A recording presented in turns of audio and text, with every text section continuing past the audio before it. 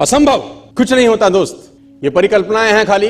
और मैं आज तो आपको बहुत ईमानदारी से और 12 साल के तजुर्बे का निचोड़ निकाल के बता सकता हूं कि इस दुनिया में असंभव नाम का कोई शब्द होता ही नहीं है। इंसान कभी भी चंद्रमा पर नहीं पहुंच सकता, पृथ्वी विज्ञान की अधिकतम सीमा है।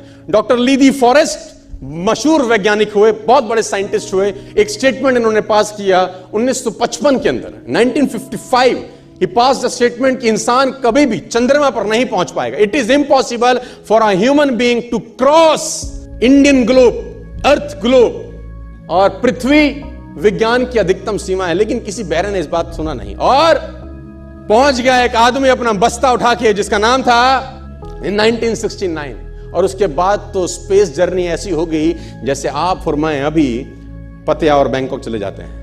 लॉर्ड केल्विन बहुत बड़े साइंटिस्ट हुए, उनका स्टेटमेंट आया कि सिर्फ पक्षी उड़ान भर सकते हैं, हवा से भारी मशीन का उड़ान भरना असंभव है। इट इज इम्पॉसिबल कि हवा से कुछ भी भारा हो और वो उड़ सके, क्योंकि ग्रेविटी उसको गिरा देगा। लेकिन तमाचा मारा इन लोगों ने, तमाचा मारा और लिख के दिया कि हमने साइकिल के स्पेयर पार्ट से इंसानों को पक्षी बना दिया। साइकिल के स्पेयर पार्ट से इंसानों को पक्षी बना दिया। 16 साल लगे राइट ब्रदर्स को जहाज का निर्माण करने में, लेकिन इन लोगों ने उसकी बात नहीं सुनी कि जो कहते थे कि वायु का सिद्धांत तुम्हारे विपरीत है। यह बात भंवरे को कही जाती थी कि भंवरा वायु के सिद्धांत के कारण कभी जीवन मोड़ नहीं सकता, क्योंकि उसके पंख उसके शरीर से हल्के रहते हैं। लेकिन भंवरा साला किसी स्कूल में गया नहीं आज तक। माई doctor told me I will never walk again. मेरे डॉक्टर ने मुझे कहा कि तुम कभी चल नहीं सकोगी। My doctor told me you will never walk again. My mother told me I would, and I believed my mother rather than doctor. Wilma Rudolph एक ऐसी एथलीट हुई जिनको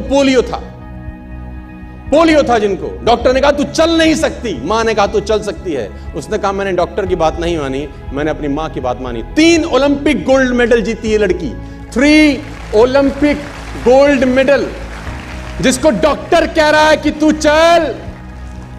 लेकिन मां क्या बोलती है?